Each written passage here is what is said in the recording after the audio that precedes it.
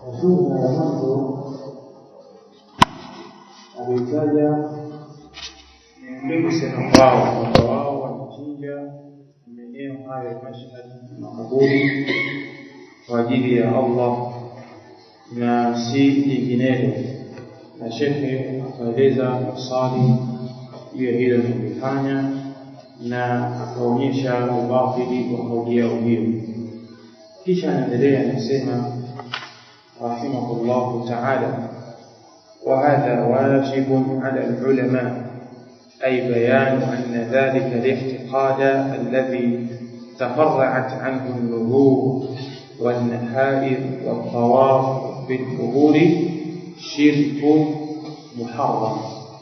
أنا سمع نهيل واجب كما علماء، وهذا واجب على العلماء، هذا واجب كما علماء، أي بيان أن ذلك الاعتقاد يعني كبينيشا وبيتكاليه الذي تفرعت منه عنه النذور والنحائر والطواف، ambayo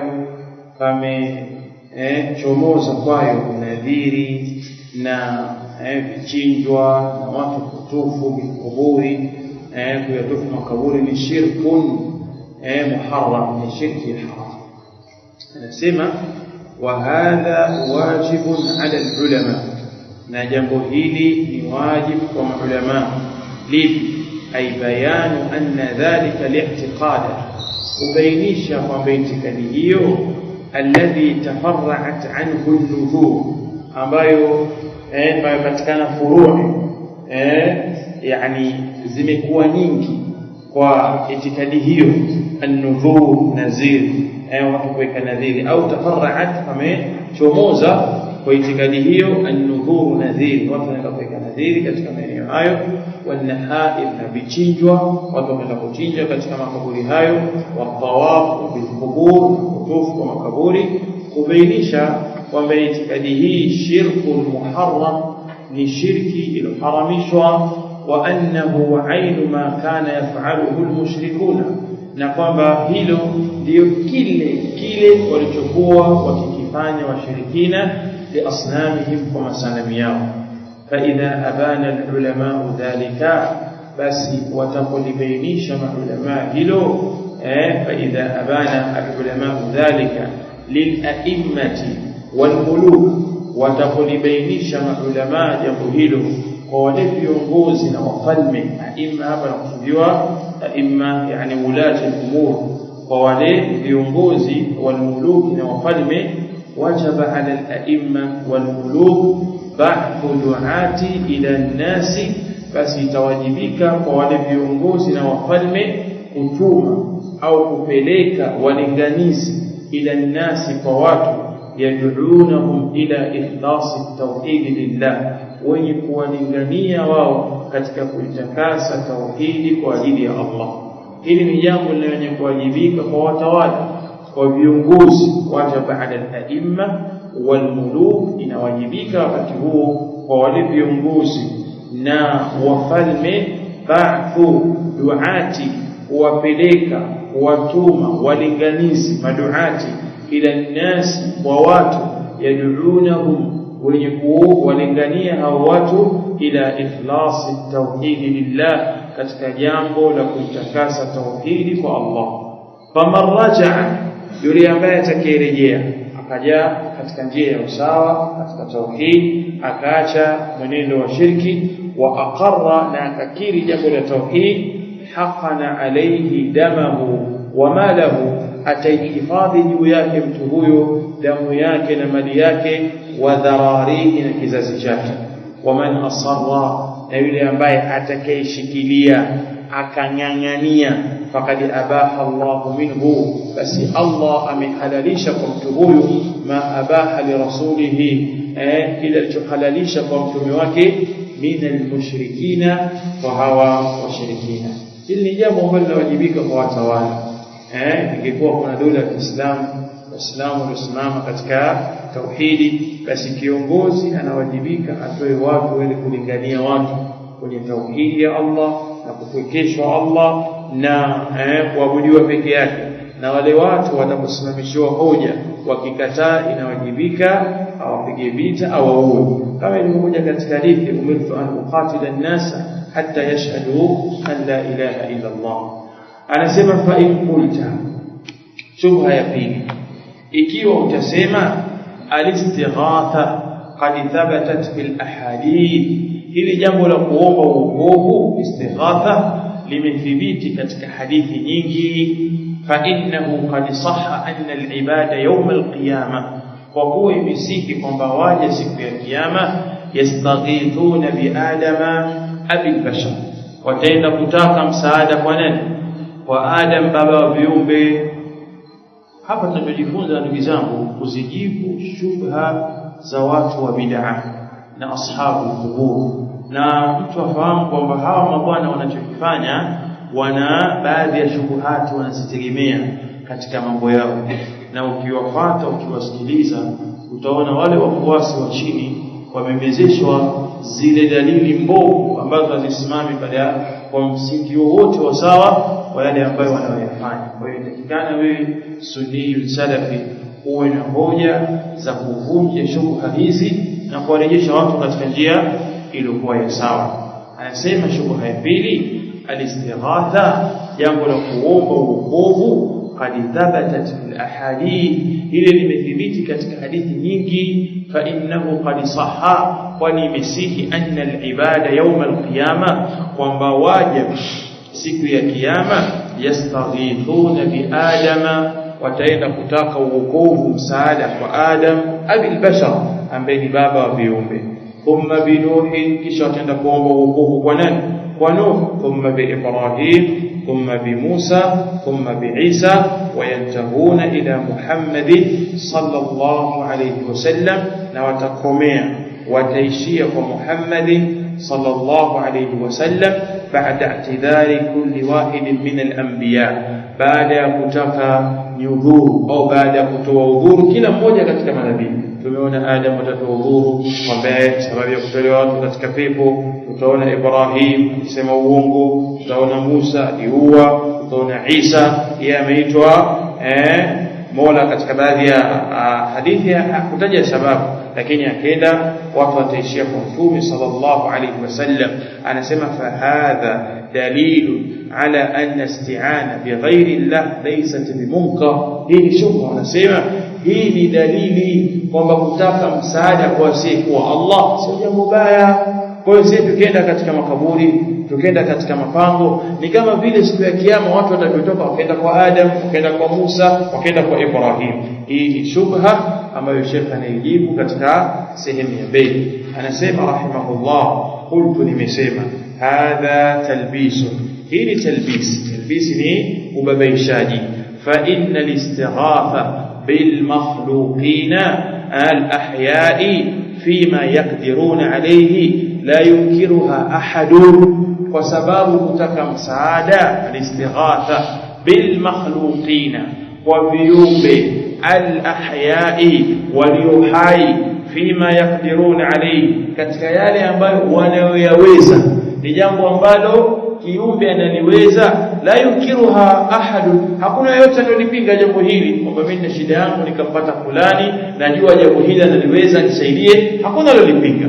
وقد قال الله تعالى في قصة موسى عليه السلام، ناكيك الله مسيما katika kile kisa cha Musa alayhi salam مع الإسرائيلي والقبطي، pamoja na yule Israeli na mtu wa Misri. Al-Qibti ni aqtabi Misri, mpaka leo wako hawa wa Kristo katika mji wa Misri, katika mji wa Kiarabu wenye makanisa mingi, naongoza ni Misri, tena yale zamani kabisa.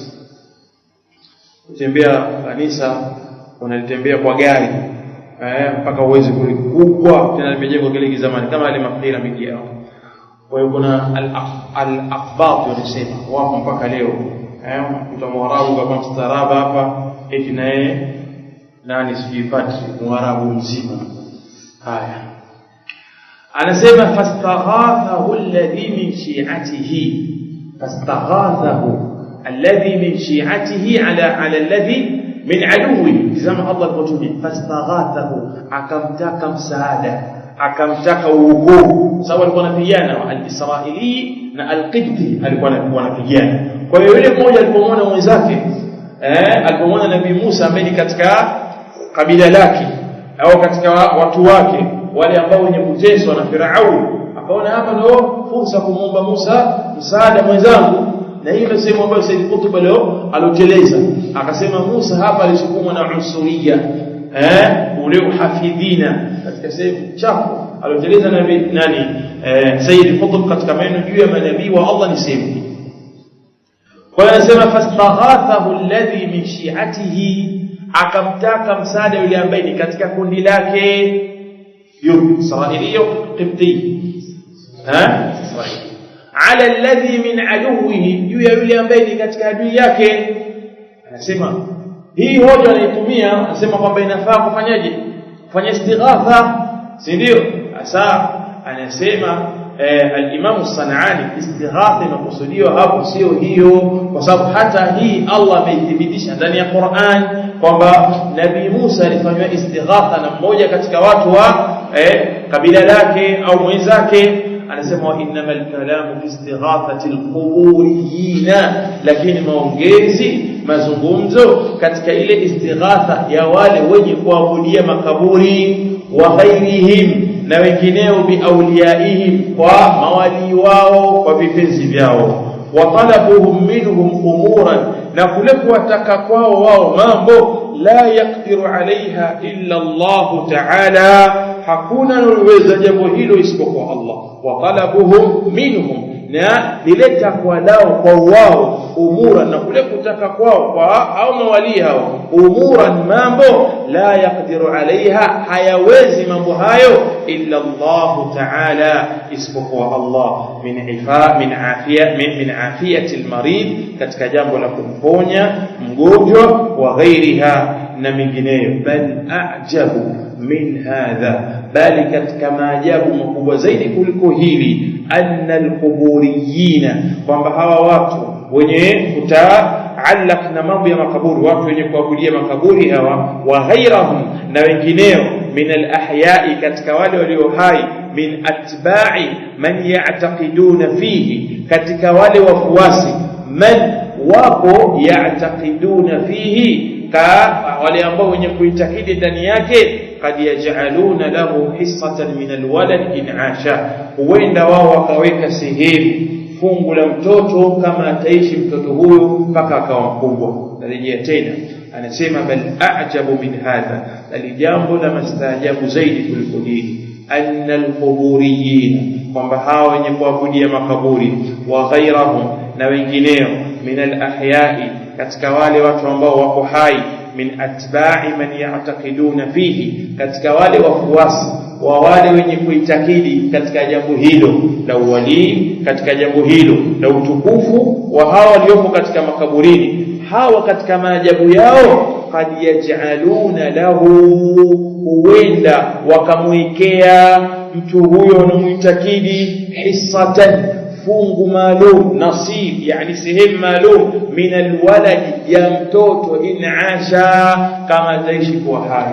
Sikapata mtoto, anaona yule mtoto huenda akafariki au akafanywa ubaya au amepata maradhi, kwa hiyo anaenda katika sehemu za mizimu, katika makaburi, anaika nadhiri, jamani, kama mtoto huyu atafikia umri fulani, atapona kwa haya maradhi aliyokuwa nayo, basi mimi natoa mali yangu hii, nitaitoa mali yangu, au fadhali anasema nitatoa nusu mali yangu, nitawaletea nyinyi, na anaipeleka katika sehemu ile, na hapa wale sanada, wale ambao wenye kusimamia ile makaburi na kuyahifadhi na kuyasafisha.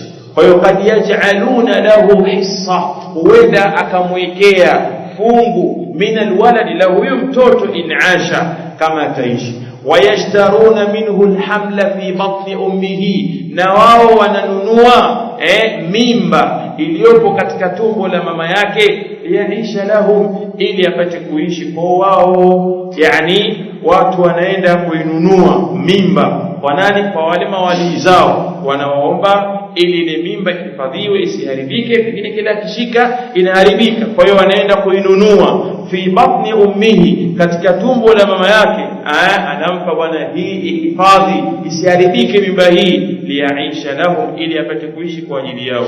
Wayatuna bimunkaratin, na wanayafanya mambo maovu, ma balagha ilaiha almushrikun alawwalun, mambo ambayo hata wale wa mwanzo washirikina hawakufikia katika mambo hayo. Ma balagha ilaiha almushrikun alawwalun. Wallahi, na haya tunayoyasema jamani, sio kama ni mambo ambayo hayapo. Someni vitabu vilivyoandikwa vinavyohusu makadiria, someni kitabu kilichoandikwa kuhusiana Abdul Qadir Jailani, miujiza aliyokuwa nayo, mambo aliyokuwa nayo, itikadi alizokuwa nazo, na wao wale wafuasi namna wanavyoitakidi. Walikuwa wanasema hajazaliwa, alikuwa anahuisha kwa uwezo wake, alikuwa anawapa watu ponyo kwa uwezo wake. Maana kule kwa Nabii Isa imekuja biidhnillah, lakini huko unakuja biidhnihi nani? Huyo Abdul Qadir Jilani au wengineo katika wale ambao wao wanaitakidi. Kwa hiyo haya mambo yapo na watu wanayaitakidi. Sasa shaitani kawakosa watu katika uovu wa kawaida, anawaingiza katika talbisi za dini. Unamkuta mtu hana uzinzi, hana ulevi, hana uongo, lakini yeye ni mtu aliyokuibeba dhambi ya shirki, dhambi ya bid'a, dhambi ya ghulu, hizo ambazo yakuna. Hizi ni katika akhtaru dhunub inda Allah ta'ala. Anasema al-Imam as-San'ani, wala qad akhbarani ba'd man yatawalla qabla ma yanzaru al-quburiyun, na amenikhabarisha mmoja katika wale ambaye anasimamia kupokea yale ambayo wanayoweka nadhiri kwayo watu wa makaburi. Jamani, kuna kule Malindi kule kuna vizee havina kazi yao ni kupokea vile vinavyotolewa na watu al-qurban zile. Kuna mtu anakuja na shida yake, mambo yake yameharibika, ofisini bosi kamkalia vibaya, au nafasi anaweza akatumbuliwa, au mwingine mtoto wake anaumwa. Kwa hiyo anakwenda katika sehemu ile, kuna vitu wanatoa qurban, yatakarabuna biha ila waliyihim, wanajikurubisha navyo kwa walio. Sasa wale watu maalum kazi yao ni kupokea vile vitu, alafu wanagawana wao wenyewe kwa sababu si wanasimamia katika zile sehemu. Sasa anasema al-Imam as-San'ani, amenikhabarisha mmoja katika wale wenye kusimamia kupokea vile vyenye kuwekwa nadhiri na watu wa makaburi hawa, li baadhi ahli al-qubur, kwa baadhi ya watu wa makaburi, annahu jaahu insanun bidarahim wa hilyatin nisaiyya, kwamba yeye alijiwa na mwanadamu akiwa yuko na pesa, dirham, na baadhi ya mapambo ya kike, hilyatin nisaiyya, na mapambo ya kike wanawake kama hivi bahili. Waqala hadha li sayyidihi fulan, akasema hivi ni bwana wake fulani, yuridu sahiba al-qabr, anamkusudia nani? Yule mwenye kaburi. Sikishakufa pale, mtu anatoka huko, pekee alipokufa alikuwa hayupo, kwa anachukua mali yake, anachukua vitu vyake vya thamani, anavipeleka katika sehemu, anasema hivi ni bwana wangu fulani, nisfu mahari ibnati, ni nusu ya mahari ya mtoto wangu wa kike. Yani mtoto wake kama kaolewa 5,000,000, katoa 2,500,000, kapeleka katika lile kaburi. Unahangaika kutafuta pesa, jamaa wanazimwaga tu. Simesikia kuna yule mwenzetu aliyokota 180,000. Za nini zile? Ilikuwa kuna shetani anaenda kununuliwa. Yani kuna mtu alikuwa anataka shetani amnunue katoa pesa hizo. Wewe unahangaika 100,000 huna. Lianni zawajtuha, kwa sababu mimi nimemuozesha. Wa kuntu mallaktu nisfa mahriha fulana yuridu sahiba al-qabri, anasema na mimi nilikuwa nimemmilikisha nusu ya mahari yake fulani, anamkusudia mtu mwenye kaburi. Sema yuridu sahiba al-qabri, anampa nisfa mahari ibnati, anatoa nusu ya mahari ya mtoto wangu. Kwa nini? Liannani zawajtuha, kwa sababu mimi nimemuozesha binti yangu. Wa kuntu mallaktu nisfa mahriha, na mimi nilikuwa nimemmilikisha, nimempa, maana nishatoa kwamba huyu binti nikimuozesha mahari yake nusu nampa shekhe wangu, shekhe kishafariki, kwa hiyo tena kumpelekea katika ile kaburi. Ndio maana maneno haya yuridu sahiba al-qabr. Wa hadhihi an-nudhur bil amwal wa ja'alu qistan minha lil-qabr kama yaj'aluna shay'an min az-zar'i yusammunahu tilma. Anasema wa hadhihi an-nudhur bil amwali, na hizi nadhiri za mali ambazo watu wanaziweka, wallahi haya mambo yanafanywa na wanasiasa. haya mambo yanafanywa na wana michezo, watu wa michezo, yanafanywa na wasanii, watu ambao washaamua kuitafuta dunia wakaiharibu akhira yao. Yani watu ambao wanataka hadhi na maendeleo na shuhura katika dunia, ndivyo wanavyofanya. Wanatoa pesa nyingi mno katika kuiendea wanayoyataka. Starehe tu ya miaka 5, miaka 10, akafahamika, watu wakamjua, akaekwa mbele, ikawa kwa sababu watu wanachokingangania ni uongozi au nafasi. Nini maana nafasi? Nafasi manake ni kuwekewa hadhi ya mbele. Wewe watu wamekuwa wengi ukakaa sehemu ya mbele, na kama kuna wali ukanawishwa mkono mwanzo kabla ya wengine. Yani hicho ndio ambacho kinang'ang'aniwa katika jamii, na ndio kinyenye kuingiza watu katika moto wa jahannam. Hicho tu atakuja mwanzo tuondoka mwanzo basi, au atakuja mwisho tuondoka mwanzo, watu watamheshimu, lakini jambo lake likishamaliza katika dunia anaenda kukutana na Mola wake katika maisha kaburini. Sasa nasema hizi nadhiri hizi bil amwali, kwa mali, waja'alu qistan minha, na kuwekwa fungu katika mali hizo, lilqabri, kwa ajili ya kaburi, kama yaj'aluna shay'an min az-zar'i, kama vile ambavyo wanaweka kitu katika mambo ya ulimaji, yusammunahu tilma, ambacho kipindi hicho walikuwa wanakiita tilma. Tilma katika lugha maana ni masala ya al-harb, mambo ya ukulima. Ilikuwa kuna fungu fulani pengine bwana shamba au la mtu maalum anaekewa, ikawa linatumika fi baadhi al-jihati al-yamaniyya, katika baadhi ya maeneo ya Yemen. Wa hadha shay'un ma balagha ilayhi ubad al-asnam, na jambo hili hawakufikia wale wenye kuabudu masanamu, wale akina Abu Lahab na Abu Jahl, hawakufikia katika shirki ya aina hii. Walikuwa washirikina wale, lakini hawakufikia katika shirki hii, kwamba leo unamkuta mtu anafahamika ni mtu wa dini, anasalisha msikitini, kiongozi katika viongozi wenye kufahamika wa mambo ya dini, halafu akifikwa na tatizo lake anaenda kwenye kaburi, anatoa sehemu ya mali yake, au jambo limemtatiza katika maisha linamsumbua, anaweka nadhiri, likifanikiwa jambo hilo atatoa sehemu ya mali yake. Aina hii ya shirki hata wale wa mwanzo hawakufikia. Wa huwa dakhilun tahta qawli Allah ta'ala, nayo hiyo inaingia chini ya kauli yake Allah, wayaj'aluna lima la ya'lamuna, na wanawekea wale ambao hawajui, nasiban, fungu, mimma razaqnahum, katika yale ambao tuliwaruzuku. Wale hawakujui wewe, na wewe hujui thamani yao, yani hawajui thamani yako wala hawajui utukufu wa Allah, wakawa wanawekea wao wa lile ambalo hawalijui, nasiban, fungu maalum, mimma razaqnahum, katika vile ambavyo tulivyoruzuku, bila shakkin wala raib, ili jambo linafanyika bila shaka yoyote wala raiban. Naam, istighathatu al-ibadi yawm al-qiyamah, وطلبهم من الأنبياء إنما يدعون الله تعالى. Kwa hiyo ni kweli kutaka msaada waje siku ya kiyama na kuwataka wale manabii wao, si vinginevyo wao wanamuomba Allah azza wa jalla. Hawakwenda pale kuwaomba wao, wanataka wamuombe Allah. Na ndio maana mwisho hadithi mtume ataenda, atasujudu mpaka ambiwe na Allah, ya Muhammad irfa' ra'sak wasal tu'ta washfa' tushaffa. Ataambiwa hivyo, nyanyua kichwa chako, omba utapewa, naombea watu utakubaliwa uombezi wako. Kwa hiyo wamemuendea mtume awaombee kwa Allah, hawakumuomba kama wanakufanya leo ashabul qubur, watu wenye kuabudu makaburi. Anasema naam, istighathatul ibadi yawm al-qiyamah, kweli kuomba waje siku ya kiyama, wa talabuhum min al-anbiya, na yale matakwa yao kwa hawa manabii, inma yad'una Allah ta'ala, si vinginevyo wanamuomba Allah, liyafsila baina al-ibadi bilhisab, Allah pambanue baina ya waja kwa kuhisabu, hatta yurihahum min hawl al-mawqif, mpaka awapumzishe kutokana na haul, ule mtikisiko wa kisimamo.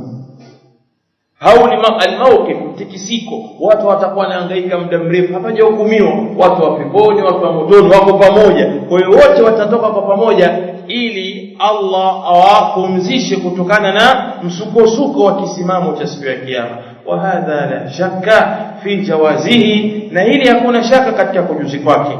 Aani talaba du'a Allah ta'ala min ba'd ibadihi li ba'd, maanisha kuwataka waja wa talaba du'a illah, aani talaba du'a illah, na kusudia, anasema al-Imam As-San'ani, na kusudia kule kutaka kuomba Allah azza wa jalla min ba'dhi ibadihi li ba'dhi, kwa baadhi ya waja wake kuambia wengine wamuombe. Kwa mfano mwenzako, bwana na tatizo langu niombe kwa Allah. Talaba du'a illah, kutaka dua ya Allah min ba'dhi ibadihi, kwa baadhi ya waja wake, li ba'dhi, ni kwa wengine. Bal qad qala sallallahu alayhi wasallam li Umar radiyallahu anhu, bali Mtume sallallahu alayhi wasallam alimwambia Umar radiyallahu anhu, lamma kharaja mu'tamira, alipotoka katika hali ya kufanya umra, alimwambia la tansana ya ukhayya min du'aika, la tansana ya ukhayya min du'aika, usitusahau ewe ndugu yangu kipenzi katika dua zako. Tuombe dua utapokwenda katika umra yako. La tansana ya ukhayya, Kiarabu ni kusema ukhayya, watu wanasema akhui, sio vitu wapi, lakini ukhayya ndo tasghir ya akhi, udogeshi wa neno akhi, sio akhui. Akhui Kiarabu cha Pemba hicho kitakuwa min du'aika, katika dua zako. Na hadithi hii ni dhaifu, hadithi hii ni dhaifu, licha ya kwamba inafanywa kazi katika sura gani ya kwamba ni jambo ambalo mubah, lenye kufaa. Mtu akiwa na tatizo, kumwambia mwenzake bwana na matatizo amenikumba niombe dua, ni amrun mubah, ni jambo lenye kufaa. Kama vile mtu akiwa na matatizo akisomewa ruqya na mtu, ni jambo lenye kufaa. Lakini kama mtu atabakia mwenyewe akamuomba Allah mwenyewe, akajielekeza kwa Allah mwenyewe, hadha huwa al-afdal.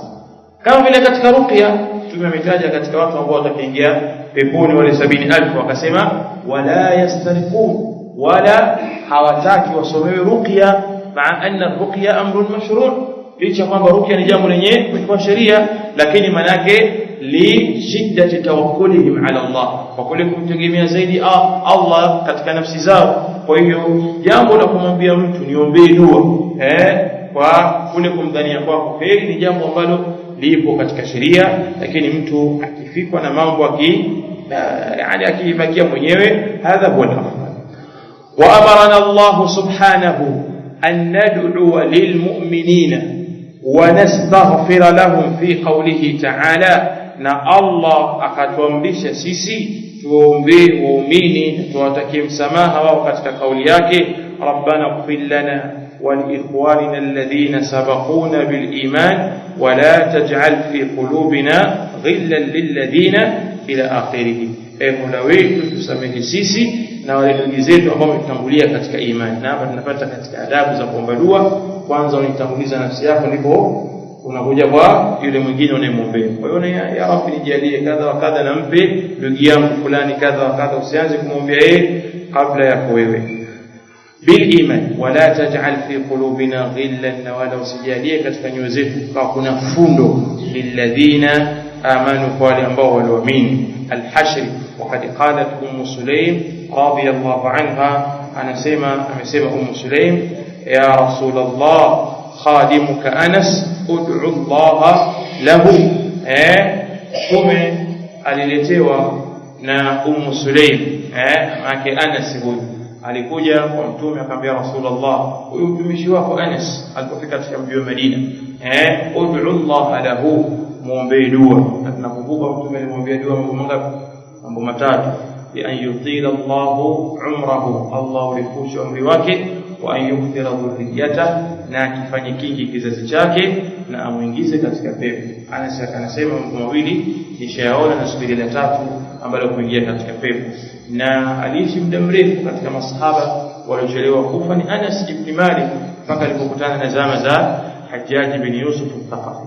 Kwa hiyo anachotaka kusema Sheikh rahimahullah ta'ala kwamba istighatha ni jambo lipo kisheria. Mtu kwa ana tatizo akaomba msaada kwa ndugu yake katika jambo analoliweza, sharti awe hai, la pili awe jambo hilo analiweza, ni jambo lenye kufaa katika sheria.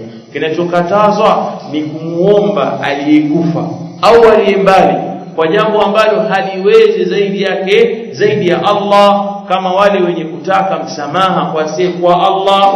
Tukafanya tatizo, kafanya kosa, anaenda kuomba msamaha kwa jini au kwa sheitani au kwa mizimwi au wanayofanya ashabul qubur, kuburiyuna, kwenda kuomba msamaha katika makaburi ya masharifu wao. Haya ni katika mambo ya haram na katika mambo ya ushirikina, na kila wanalifanya huwa ndani yake wana shubha walioiweka. Kwa hiyo shekhe toka darasa jana tumeona ameanza kuzitaja baadhi ya shubha kwa ajili ya kuziweka wazi, na haya baada ya kuweka msingi wa kuonyesha kwamba anayefaa kuabudiwa peke yake ni Allah, anayeombwa peke yake ni Allah, na hastahili kuchanganyiwa katika ibada zake na mwingine yoyote. Kwa hiyo hii ilikuwa ni sehemu ya kujibu shubha, na amezitaja hadithi na aya zenye kuonyesha kwamba istighatha ipo ya kisheria na mubah, lakini sio ile